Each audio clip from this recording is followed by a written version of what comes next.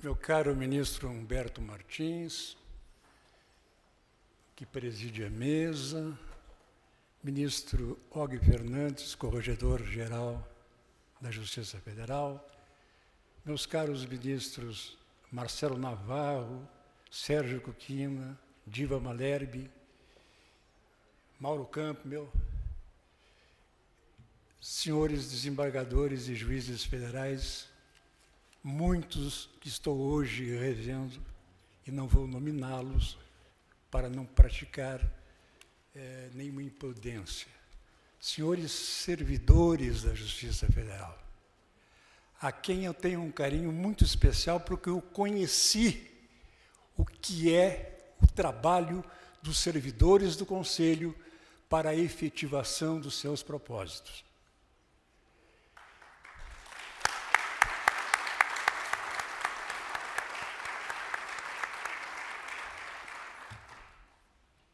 Eu não vou, e nem é meu estilo. Aliás, quando eu vi o programa... Não. Eu, quando vi aqui conferência de encerramento, eu cheguei a levar um frio, porque todos sabem do meu estilo. Eu procuro falar de maneira muito direta, num monólogo que pode e deve se transformar num diálogo, e quando vi agora a conferência de encerramento, eu me lembro de um episódio de 2014, quando eu fui a um evento de superiores tribunais de justiça da América do Sul. Representando o STJ, era vice-presidente. Eu sabia que ia fazer uma palestra, uma espécie de palestra de encerramento. Era um evento, não era muito amplo, mas trazia os diretores e os presidentes dos tribunais. Quando eu sentei agora, como fiz na mesa, e não tinha lido o programa, e por esse mal eu não passo mais, por essa imprudência, eu olho e diz, naquele castelhano, naquele espanhol rebuscado dos nossos vizinhos uruguaios e argentinos. Em vez de palestra, eu dizia ponência magistral. Uma espécie de exposição magnífica.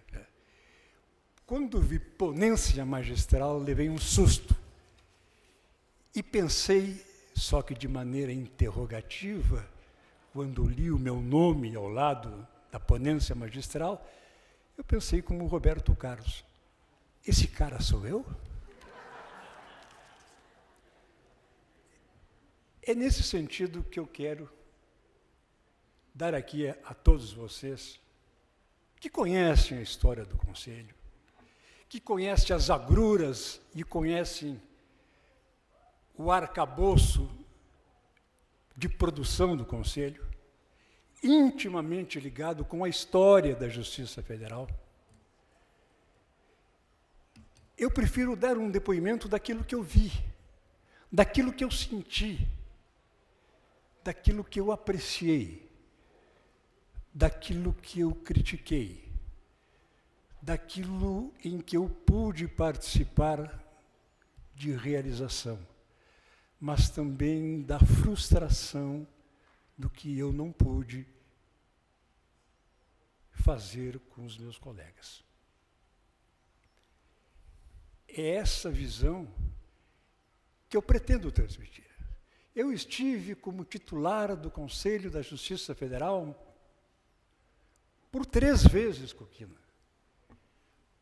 Na primeira vez, entre meados de 93 e meados de 95, como presidente do Tribunal Regional Federal da 4ª Região. Naquele colegiado que permanece até hoje na sua essência. Presidentes dos tribunais regionais e 5 ministros do STJ. Dessa composição, depois participaram também, na condição de ex-presidentes de regionais federais, a Diva Malherbe e o Marcelo Navarro. Participei num segundo momento de meados de março ou abril de 2007 a junho de 2008, como então coordenador da Justiça Federal. Não havia ainda a lei logo depois que transforma a coordenadoria em corregedoria. E, ultimamente, 2012 a 2014, como vice-presidente do Superior Tribunal de Justiça.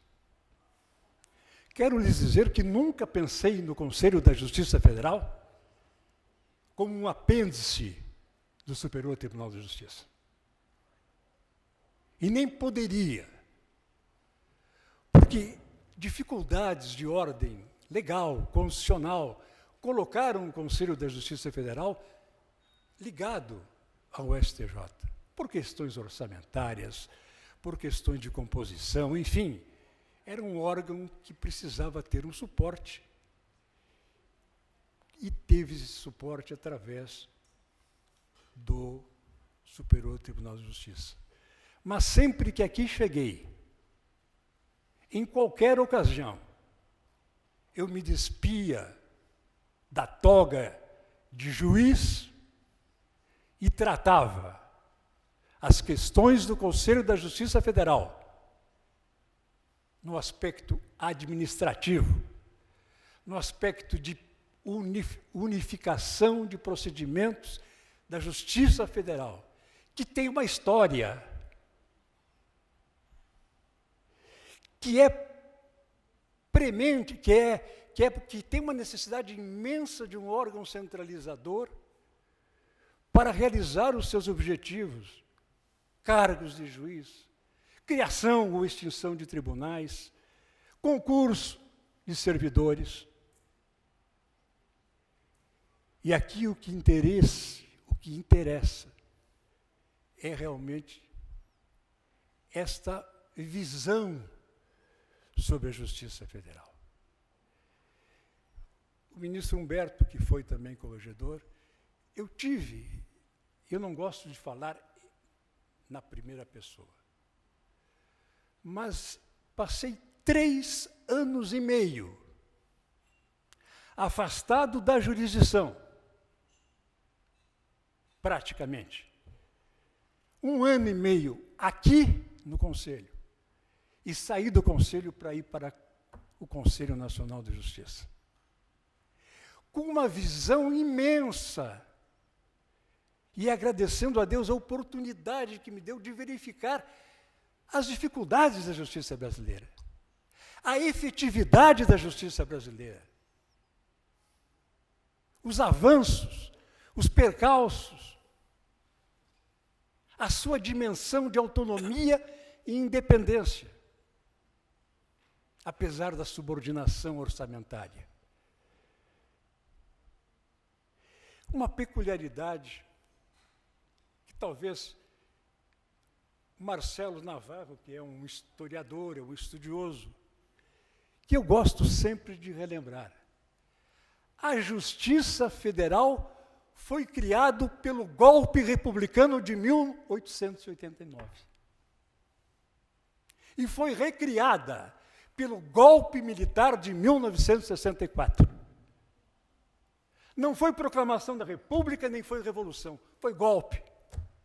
Aliás, não posso falar muito em golpe hoje, porque né, vão pensar que eu estou criticando algum outro tipo de figura. E esse é um paradoxo. Como explicar que, em ambos os casos, um golpe militar tenha criado e recriado uma justiça federal? Uma justiça que é e sempre foi uma justiça independente, dependendo dos parâmetros e da ótica de tempo que nós enfocarmos.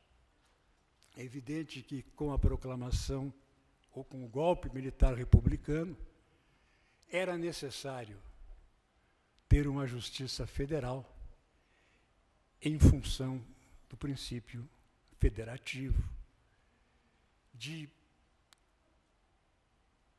certo modo, moderação das justiças estaduais.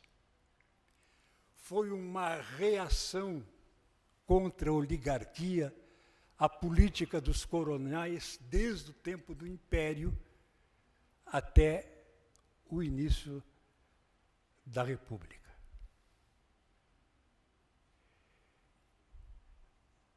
Por incrível que pareça, o Estado Novo,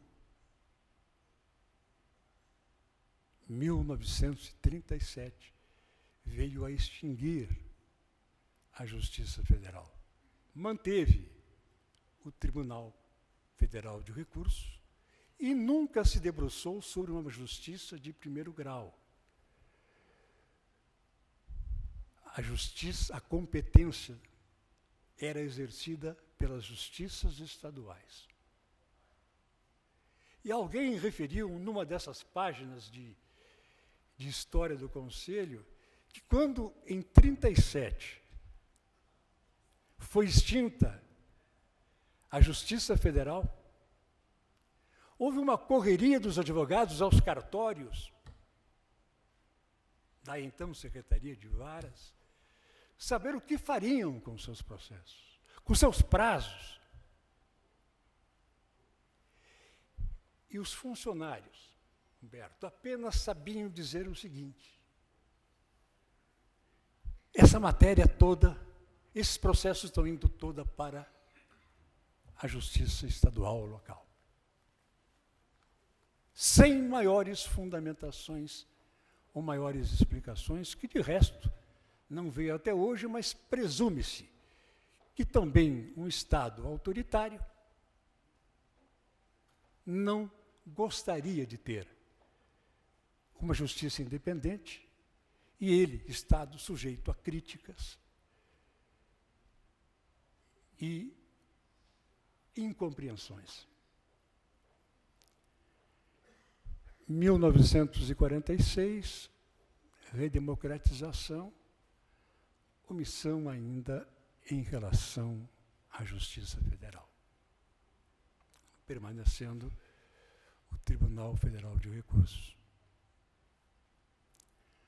Golpe militar de 64. Todos nós falamos, estamos comemorando 50 anos da Justiça Federal.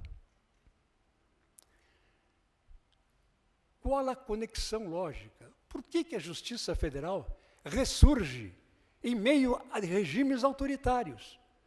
O primeiro já se disse, um meio de federalizar e de afastar o poder dos coronéis oligárquicos desde os tempos do Império. E a partir de 64,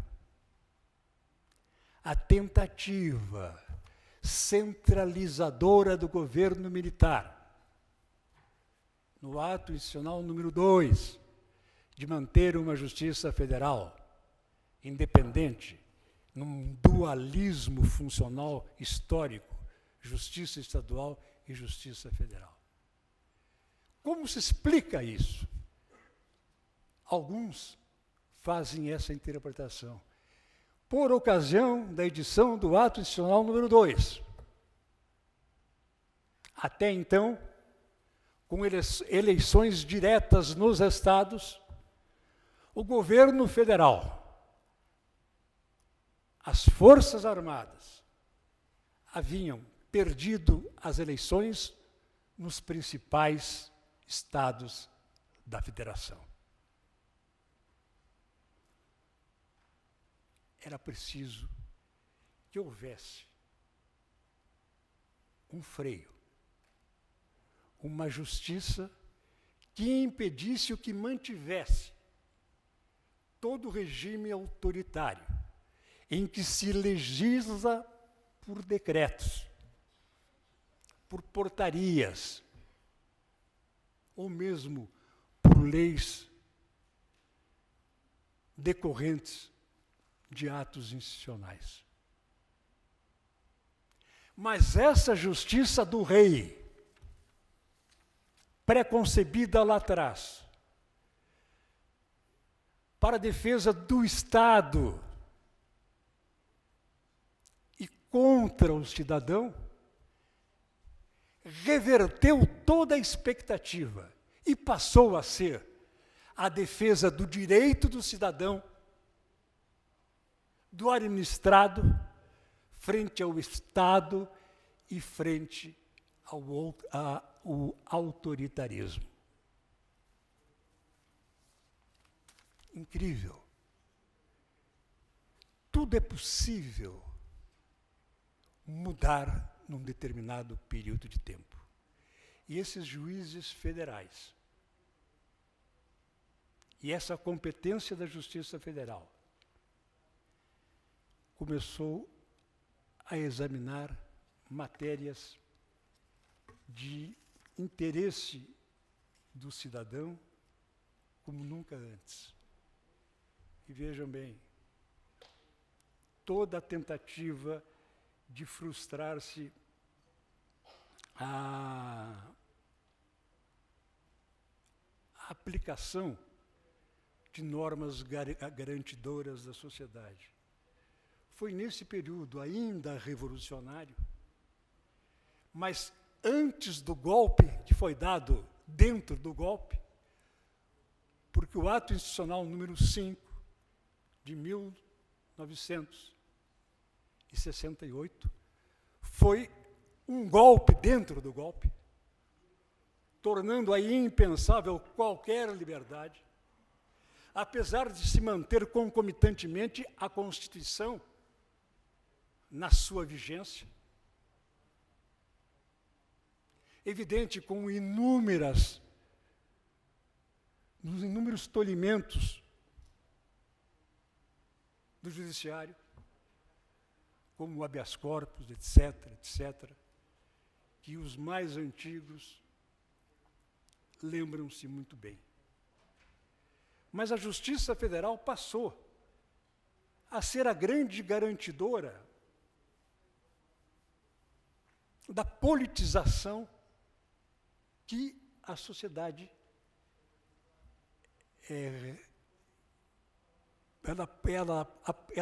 ela suplicava. E foi nessa época, ministro Og, que começou-se a julgar, e a diva, não sei se já era na juíza, sistema financeiro da habitação. Toda aquela gama de dificuldades decorrentes da aplicação de um sistema financeiro necessário, mas também populista, feita pelo regime militar. Quem não lembra das eternas discussões sobre a URP? Eu cheguei a julgar o URP no Tribunal Regional da 4ª Região.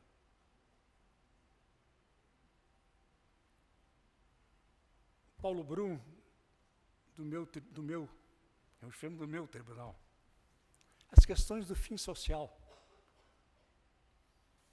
Os empréstimos compulsórios.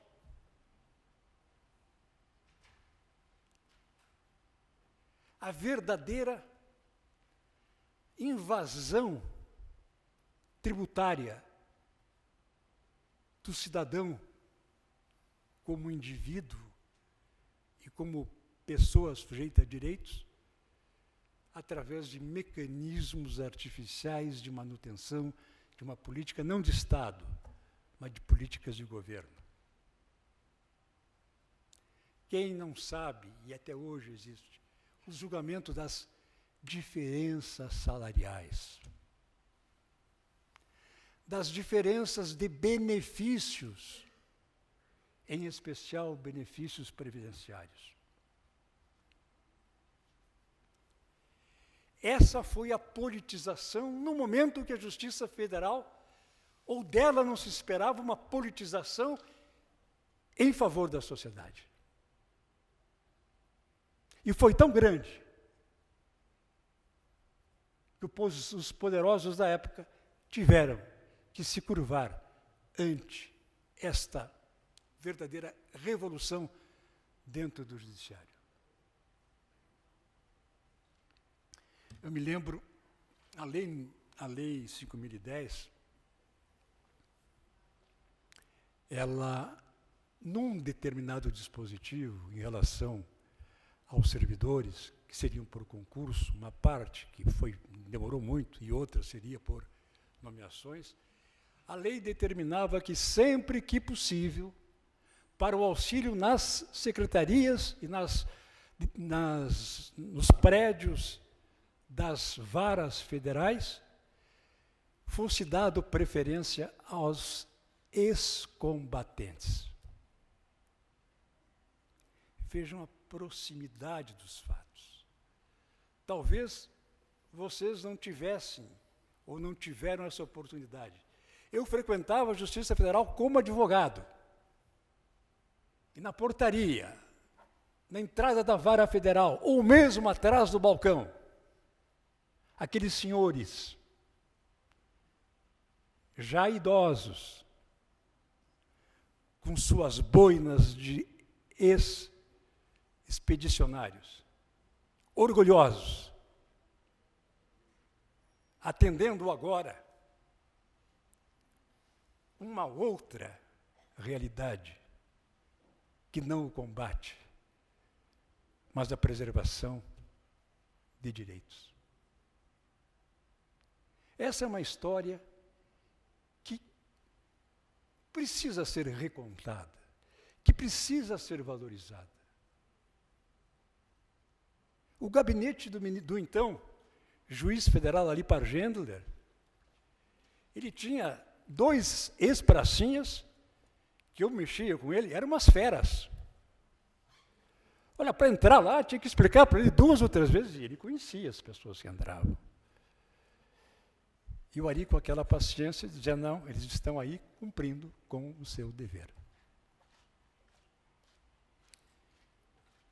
A Constituição de 88 já veio a pegar a Justiça Federal de certa forma estruturada, com quase 200 varas federais, muitas delas interiorizadas. Eu não vou aqui repetir as lições magníficas, históricas, feitas pelo ministro Pádua e pelo ministro Nilson Naves, até porque eu não tenho nenhum texto com essas datas.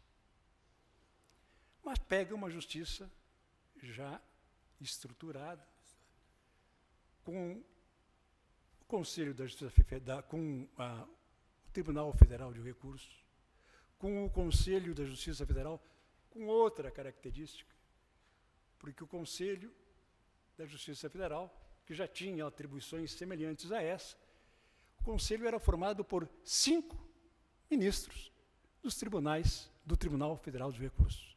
Seu presidente, seu vice e mais 3 ministros. Era necessário? Sim, talvez fosse. Porque aquelas sessões judiciárias esparsas, com algumas varas federais já no interior, dependendo de orçamento, dependendo de benesses. E olha que o Conselho da Justiça Federal, nessa época, não posso falar por experiência própria, porque não era juiz, mas até 88, 89, o Conselho da Justiça Federal tinha um poder amplo sobre o magistrado, em que os magistrados, os juízes das sessões judiciárias ou das subseções tinham que implorar por recursos, implorar por alguma estrutura. E, geralmente, quem conseguia era o amigo do rei.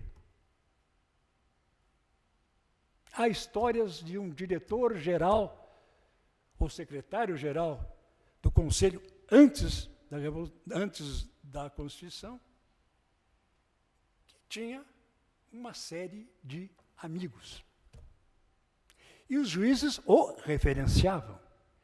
e teriam que reverenciá-lo, porque era uma questão de sobrevivência. A partir daí, nós temos já, com a Constituição de 89 e leis posteriores, a configuração do Conselho tal como hoje, claro que hoje com algumas modificações. Já se pensou num órgão, Humberto, ligado ao Superior Tribunal de Justiça, mas com a participação dos 5 tribunais regionais federais então criados, para que esse conselho não parecesse que era um órgão direcionado, que era um órgão fiscalizado tão somente por ministros do Superior Tribunal de Justiça. Aliás, o Superior Tribunal de Justiça pouco tem a ver com o Conselho da Justiça Federal. O Superior Tribunal de Justiça é um tribunal nacional que aprecia, uniformiza tanto a lei federal quanto a leis, tanto a lei federal como proveniente dos tribunais de justiça, como as leis ordinárias dos juizados federais e tribunais federais. Mas, enfim, foi uma criatividade imediata do legislador, do constituinte, para dar uma certa garantia, um certo suporte para o Conselho da Justiça Federal. Me perguntavam na época, e eu participei dos dois lados, como presidente de um tribunal regional e depois como ministro. É a composição ideal? No começo, eu e outros, principalmente presidentes dos tribunais regionais, tínhamos algumas dúvidas. E os servidores também tinham. Quantas vezes aqui cheguei e fui procurado por servidores para explanar uma ou outra dificuldade, uma ou outra orientação que não respondiam digamos, a objetividade que se pretendia ter do presidente, do vice e do então coordenador. Isso demonstrava que era preciso ter algum equilíbrio. E eu me perguntava, é a melhor composição? Na época eu diria, não. Conselho da Justiça Federal tem que ficar com os tribunais regionais federais. Aos poucos, eu fui arrefecendo dessa impetuosidade e verifiquei que realmente a melhor composição para dar uniformidade, para verificar a supervisão administrativa e orçamentária da Justiça Federal, era realmente o Conselho da Justiça Federal. Tolheu a autonomia dos tribunais regionais federais? Eu diria sim, em vários aspectos. E que quem foi presidente de tribunal regional sabe isso. Por outro lado, deu uma certa segurança, uma certa garantia de que aquilo que se estava realizando num tribunal teria a dúvida dirimida pelo Conselho da Justiça Federal. Eu diria até que houve uma certa acomodação. Os tribunais não queriam resolver alguns assuntos ou não tinham força para tanto e remetiam para o Conselho da Justiça Federal. Aliás, como ocorre no Conselho Nacional de Justiça. Então, hoje me parece que essa composição paritária é a que melhor, até agora, explicitou as diretrizes e os objetivos do Conselho da Justiça Federal. Eu quero sempre dizer que o Conselho da Justiça Federal, historicamente, é a Justiça Federal. E a Justiça Federal é o Conselho da Justiça Federal. O ministro Humberto deve ter até sentido aqui, quando o ministro Humberto é oriundo, primeiro da advocacia e depois do Tribunal de Justiça. Quem chega aqui nessas condições, e o ministro Humberto não foi o primeiro, agora está o ministro Og, sente algum impacto, alguma diferença, alguma peculiaridade, que aos poucos vai se dirimindo, porque aqueles componentes do Conselho acabam sendo os coordenadores, os corregedores de então. Aliás, eu sei, e a informação veio por servidores, o que eu acho essencial, que o ministro Og Fernandes está fazendo um belíssimo trabalho, inclusive valorizando o Centro de Estudos Judiciários. Isto é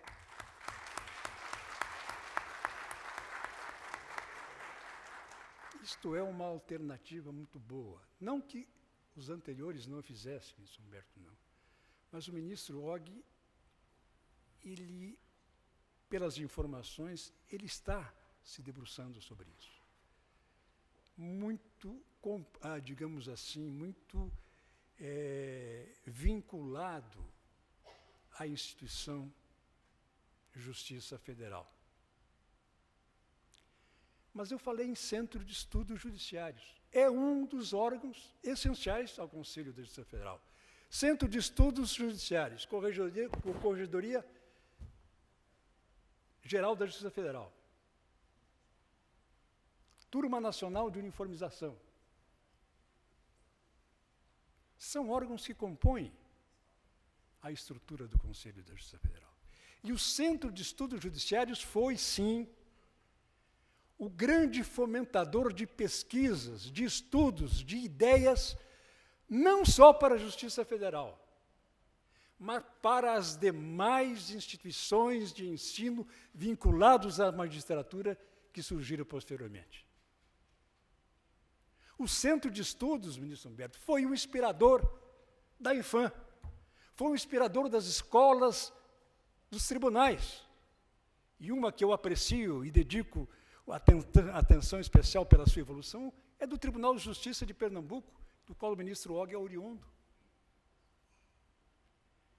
Aqui se criou um módulo de ensino, mas não é apenas de pesquisa. Eu posso citar várias, já sei que falaram de manhã sobre as tabelas processuais. Parece tão difícil, mas quem conhece? A tabela processual aqui do Conselho para a Justiça Federal, hoje é uma tabela unificada no Brasil, para todas as justiças, do trabalho, estaduais, militar, eleitoral, feita aqui. Começou aqui com a doutora Neide Sordi, como uma das coordenadoras, o EJUDE, o Plano Nacional de Capacitação dos Juízes, com tantas discussões, elaborado pelo Centro de Estudos, não só elaborado, como implementado. O Plano de Capacitação dos Servidores da Justiça Federal. Até então, órfãos de um plano, de um sistema que lhes desse oportunidade de aperfeiçoamento, de efetividade nas suas funções. Centro de Estudos, presidido pelo corregedor da Justiça Federal. Quando falo em corregedor, eu me lembro aqui como coordenador da Justiça Federal, porque um pouco antes disso aí era que foi editada a lei que transforma a corregedoria, a coordenadoria em corregedoria também. E aí, praticamente, digamos assim, tendo uma outra ótica sobre a Justiça Federal, não só aquela administrativa, orçamentária, mas também entrando no poder disciplinar. Tanto em avocação de processos disciplinares, de juízes ou desembargadores, quanto também sendo uma instância revisora de decisões administrativas que implicassem, de um modo ou de outro, em punição de juízes, principalmente os desembargadores ou servidores. Aliás, o Conselho aqui age com muita parcimônia. Há conflito com o Conselho Nacional de Justiça? Há. Conselho Nacional de Justiça, quando criado, arvorou-se a adentrar em várias áreas que não lhe eram de sua competência. Houve tentativas, eu estava lá. Mas havia um freio cada vez que quisesse extrapolar os limites de sua existência. Num determinado momento, o Conselho, estou falando pelo Conselho da Justiça Federal, ficou sim tolhido. E, de certa forma, hoje ainda, porque eu tenho visto vários assuntos que é de interesse da magistratura federal, mas que também não deixa de ser interesse da magistratura nacional, o Conselho dizendo, vamos esperar a decisão do CNJ. Vamos esperar, sim, enquanto for absolutamente necessário. Mas tem que se usar das prerrogativas que o Conselho é dotado. Se não ocupa o seu espaço, outrem ocupará esse espaço. Talvez não com a mesma competência, com o mesmo conhecimento e com a mesma sensibilidade. Me lembro, não estava aqui no Conselho, era membro do STJ, quando houve um movimento do Conselho Nacional de Justiça para interferir nos programas da Escola Nacional de Formação de Magistrados e na Escola Superior do Ministério da Justiça do Trabalho, no aspecto de regulação de concursos, digamos, de planificação dos editais, matéria que é típica da Infam,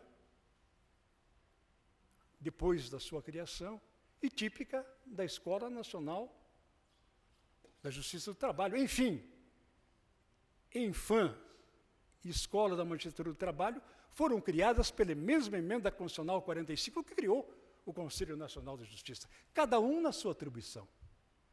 Mas uma característica, e aqui de certa maneira um aspecto até um pouco inusitado, começou essa invasão e eu me lembro que o presidente da Escola da Magistratura do Trabalho já havia feito algumas manobras defensivas. Daqui a pouco me veio o nome do ministro que lá estava. E havia, por parte da Infam, talvez um certo pudor de afrontar o Conselho Nacional de Justiça. O presidente da Infam era o ministro César Rocha. E o ministro César Rocha disse, Dipe, tu topa essa briga, expressão de gaúcho, né? Tu topas essa briga com o CNJ? Não é uma briga, mas se é tentativa de invasão, é claro que topo, mas em que condições? Não sou nada. Isso fez com que o então diretor da escola encurtasse em 2, 3 meses a gestão do vice-diretor e rapidamente fizeram uma eleição para me colocar como vice-diretor, com o fim exclusivo, Navarro, de bater no CNJ, porque eu vinha de lá. E vindo de lá, a gente conhece onde pode e onde não pode combater. Aliás, o bom combate é essencial para quem queira atingir qualquer objetivo de vida ou de profissional. E aí, houve um recuo. Posso até dizer quem era o conselheiro do CNJ que tinha, é o atual presidente, meu amigo pessoal, do TST, Ives Gandara Martins Filho. Quantas vezes bati boca com ele por telefone, ele é muito persuasivo. Eu não sou persuasivo, mas eu sou teimoso. Eu vou terminar com algumas reflexões. Vejam bem que isso é de caráter pessoal.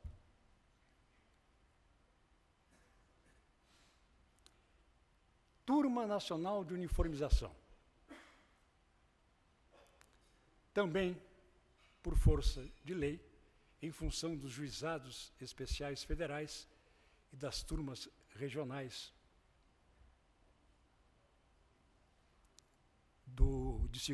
de apelação, de recursos dos juizados especiais, havia uma necessidade de se uniformizar decisões de turmas regionais, decisões que eram conflitantes entre si, conflitantes com outras turmas, ou conflitantes com a jurisprudência ou as súmulas do STJ.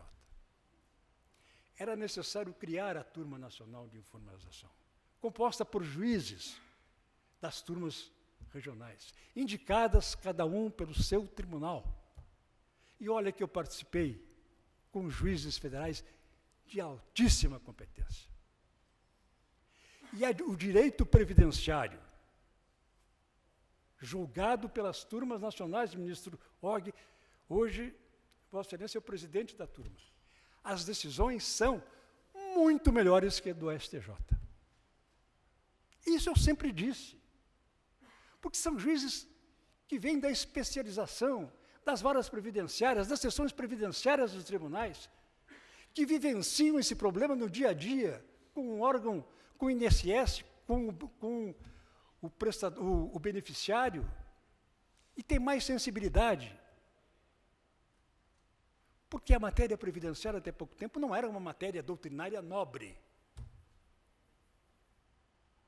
Ou era?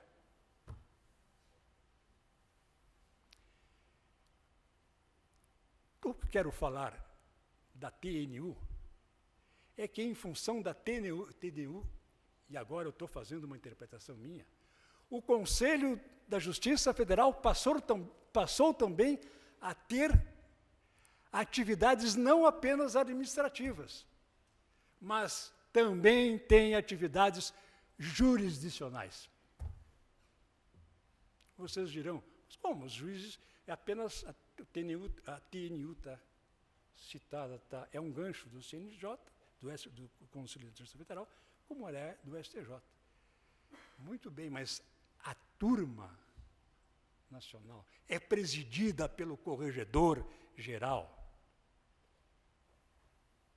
E o corregedor-geral profere decisões jurisdicional.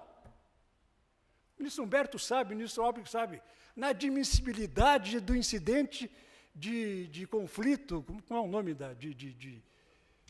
exato? É ele que toma a decisão. Quando determina o arquivamento, é decisão jurisdicional, não é administrativa.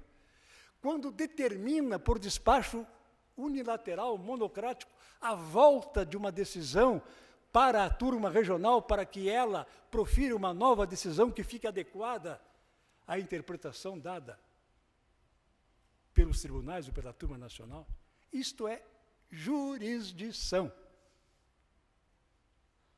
Há alguma incompatibilidade constitucional? Nunca examinei isso sobre esse aspecto, mas quero dizer que o Conselho ultrapassou os limites da administração e entra nos limites também da jurisdição, nesses casos, das turmas regionais, porque o sistema de juizados especiais é um sistema totalmente diferente, que não tem subordinação direta aos regionais federais.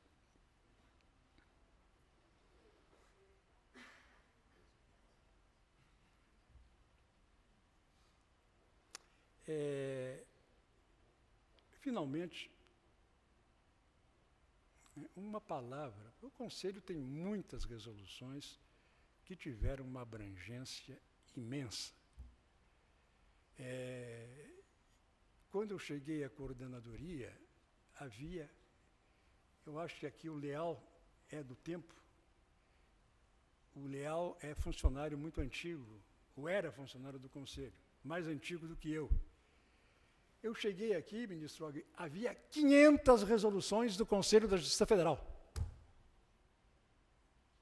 E eu chamei o doutor Alcides, então diretor, digo, Alcides, o que é isso? 500 resoluções da Justiça Federal? E num arrobo, e até de ignorância, eu não quero mais de 100 resoluções.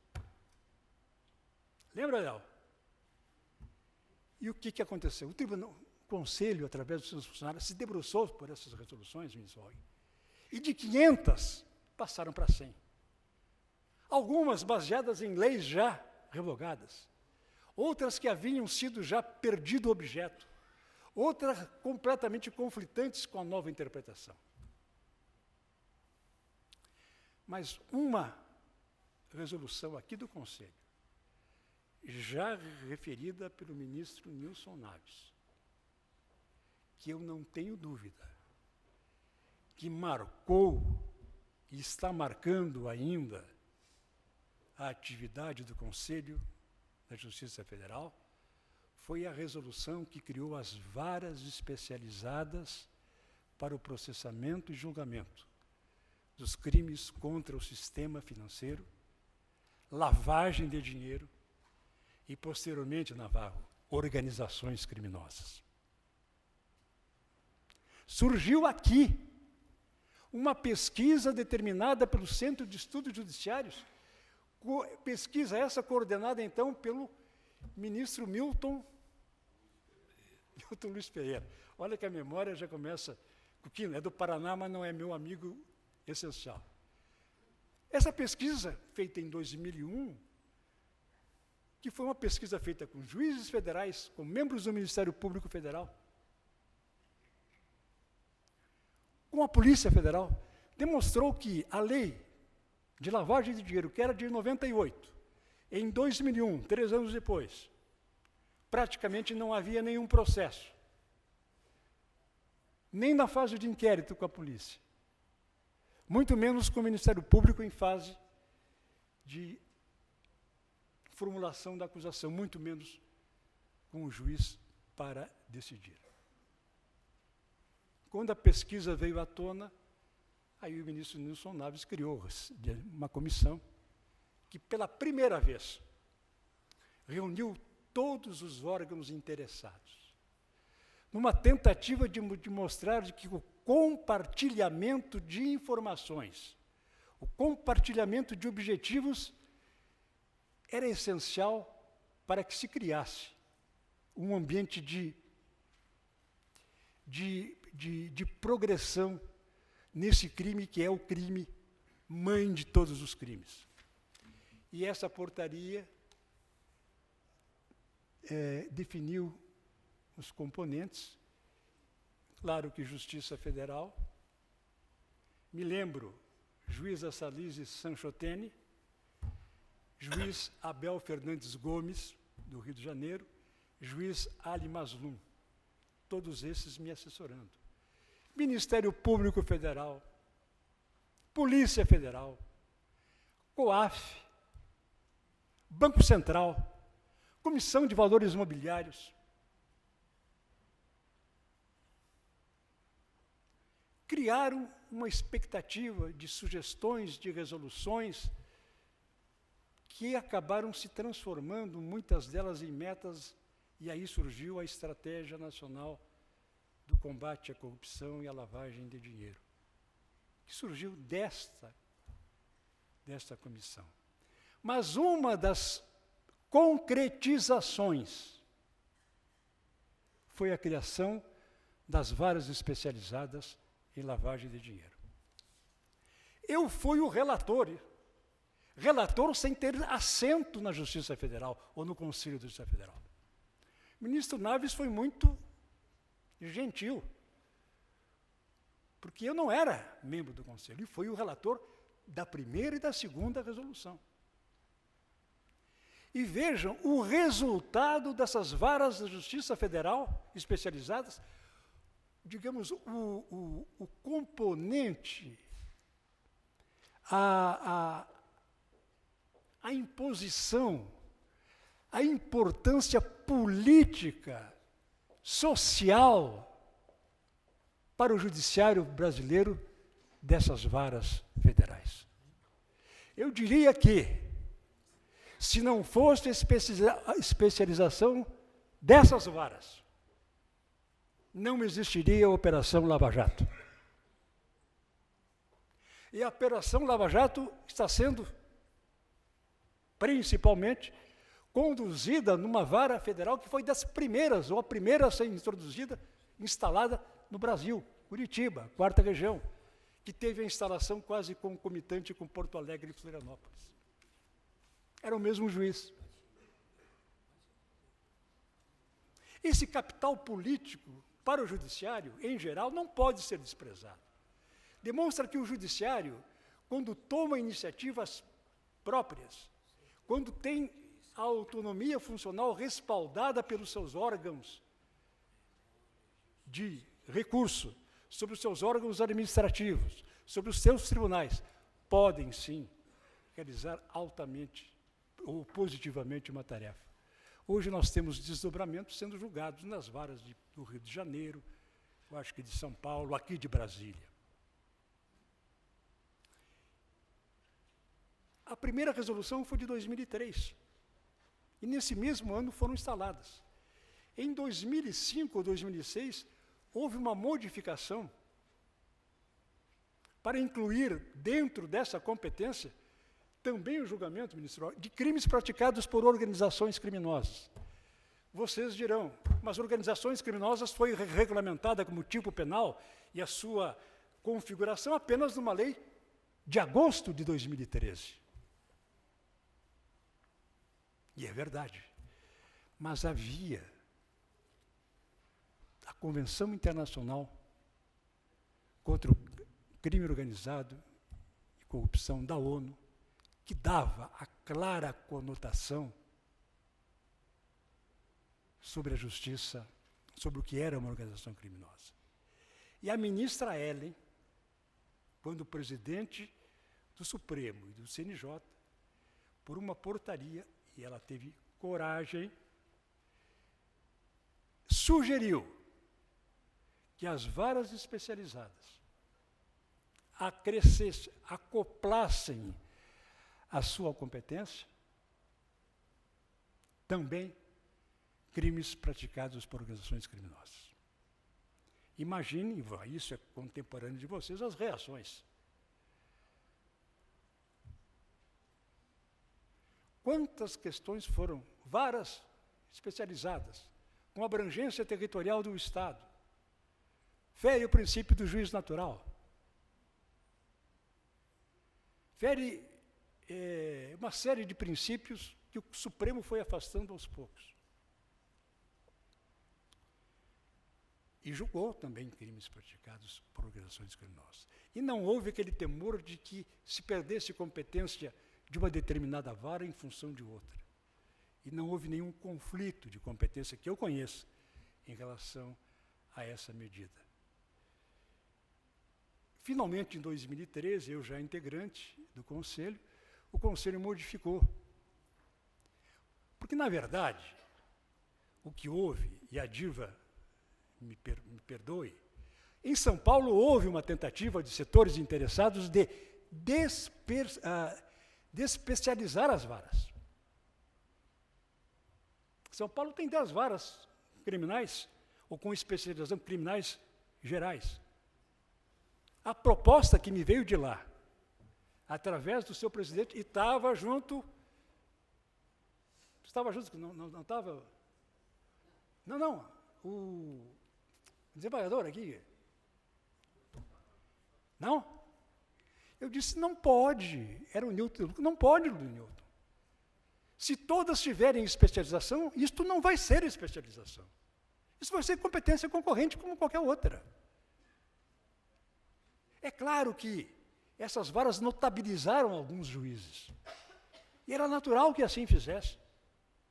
Olha o Sérgio Curitiba, o Fausto de Santos de São Paulo, a Silvia Maria, que ainda é juíza, o Danilo no Ceará, foram juízes que tiveram projeção em função da atuação nessas varas. Claro que isso cria também ciúme, sem usar subterfúgios. O Conselho, então, atualizando com a legislação, que foi a nova lei de lavagem de dinheiro, que retirou os crimes antecedentes ao crime de lavagem. E com a nova lei de organização criminosa, o Conselho atualizou todos esses fatores e determinou, resolveu, que em todas as sessões judiciárias, em todos os tribunais regionais ou em todas as capitais que tivessem 3 ou mais varas criminais especializadas em matéria criminal, pudessem haver 2 ou 3 ou mais, dependendo da proporcionalidade, varas especializadas em crimes contra o sistema financeiro e lavagem de dinheiro. Foi uma maneira de dar resposta à demanda infinita, porque hoje crime financeiro, lavagem de dinheiro, organização criminosa, tem uma abrangência muito grande. E eu me lembro dos encontros desses juízes federais aqui no Conselho, e eu não era nem membro do Conselho, clamando por funcionários, clamando por material de informática, dizendo que seus tribunais não tinham a resposta adequada para as suas demandas, que não tinham um juiz substituto em processos altamente complexos e melindrosos. E aqui no Conselho se fez o possível para dotar essas varas do mínimo de condições de operar dentro da razoabilidade. E o resultado, isso aí, o imenso capital político, social dessas varas federais. Última palavra. O Conselho também, às vezes, comete algumas imprudências necessariamente. Quando foram criados os... Joel, eu não tinha te visto aqui desde o início. Quando foram criados as penitenciárias, não, eu acho que eu estou aqui dessa distância, eu também já não vejo aqui. As penitenciárias federais de alta periculosidade, Catanduvas, Mossoró, tem, enfim, são 5. Quando foram criadas as varas destinadas, e isso vai ter um seminário aqui dia 12 e 16, não havia nada que regulasse a transferência de presos altamente perigosos para as varas federais, que tinham como corregedor um juiz federal ou depois uma equipe de juízes federais. Com toda aquela preocupação daquele sistema de segurança máxima. O que fez o Conselho? Porque o juiz estadual remetia para o juiz federal, para que incluísse no sistema prisional. E até hoje temos conflitos de competência os maiores, alguns mais drásticos, outras decisões menos drásticas. veio o problema. Como é que se vai, ministro Og, definir essa transferência de presos da Justiça Federal, estadual para a federal? O ministro Fischer era o presidente, Kukina, do Conselho. Digo, Fischer, só temos uma solução. Vamos resolver isso, por enquanto, por resolução do Conselho. Provisoriamente, enquanto o Ministério da Justiça apresenta o projeto de lei. O diretor do DPEM também era do Paraná. Aliás, eu refiro aqui, já que o ministro Sérgio Kukina aqui é amigo do ministro Fischer, naquelas ocasiões da criação de penitenciárias de alta periculosidade, e todas as cidades estavam temendo de encontrar ou de sediar uma vara, uma prisão desse tipo, eu mexi com o ministro Fischer, e tu pode confirmar, Kukina, eu digo, Fischer, lá no Paraná está à venda uma casa de 5 cômodos, 5 suítes, 3 salas, piscina, sauna, por, não me lembro a época que eu disse, R$200 mil. Onde? Catanduvas, ao lado do presídio. Tal era tinha que se levar nesse aspecto. Mas o Ministério da Justiça não encaminhou, o Executivo não encaminhou a lei para o Congresso. E a resolução foi reeditada por mais um ano, 2. Estava findando o 2º ano, eu fui até o Ministério da Justiça e disse, olha, nós vamos revogar a resolução e vai ficar sem nenhuma regulamentação esse aspecto. Por que eu disse isso? Porque, na verdade, a resolução estava tratando de execução penal, de matéria feita à lei, a lei processual penal. E o Conselho teve, sim, que ultrapassar certos limites, que, graças a Deus, não deram consequência nenhuma, para manter um sistema que teve um rápido desenrolar pelo Executivo na hora de criar os presídios. Rápido em termos, porque os presídios federais estão previstos desde a Lei 5.010. Então, vejam os riscos calculados que, muitas vezes, este Conselho, por absoluta necessidade, mas com extrema coerência, teve que tomar as decisões.